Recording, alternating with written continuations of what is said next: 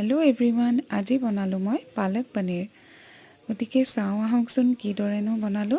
প্ৰথমতে মই পালেংখিনি 1 চামুচ নিমখত বইল হ'বলৈ দিলো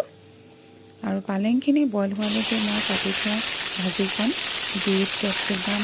মটৰ ডাঙৰকৈ দুটা কাটি লোৱা পিয়াজ এনেদৰে ভাজিখন বনালো এই ভাজিখন খাই বিৰাটেই টেষ্টি লাগে ইয়াত বিশেষ একো দিয়া নাই মই নিমখ আৰু হালধি ব্যৱহাৰ কৰিছো আৰু ইয়া দেখিছেনে মোৰ পালেংখিনিও বইল হৈ গ'ল এতিয়া মই পালেংখিনি পানীৰ পৰা টুকি মিক্সিত পেষ্ট বনাই লম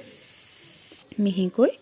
ইয়া দেখিছেনে কিমান ধুনীয়াকৈ মিহি হৈ গ'ল আৰু এতিয়া গৰম তেলত লং ইলাইচি দালচিনি তেজপাত আদা নহৰু পেষ্টখিনি দিম আদা নহৰুখিনি যেতিয়া ৰঙচুৱা হ'ব তেতিয়াই কাটি লোৱা মিহিকৈ পিয়াজখিনি দিম ডাঙৰ দুটা পিয়াজ দিছিলোঁ পিয়াজখিনি যেতিয়া ৰঙচুৱা হৈ যাব তেতিয়াই মই দিম নিমখ হালধি পালেংখিনি আৰু এইখিনি মই এতিয়া হাই ফ্লেমত ভাজিম হাই ফ্লেমত এনেদৰে ভজাৰ পিছতে তাৰপিছতে দিম কাটি লোৱা পনীৰখিনি এইখিনি অলপ দেৰি 15 মিনিটমান এনেদৰে ভাজি লোৱাৰ পিছতে মই দিম উতলা গৰম পানী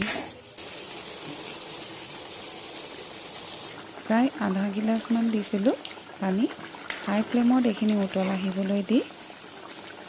ইয়াত পনীৰখিনি প্ৰায় ৰেডিয়ে হৈ গ'ল আৰু শেষত দি মই গৰম ঘিউত শুকান জলকীয়া দি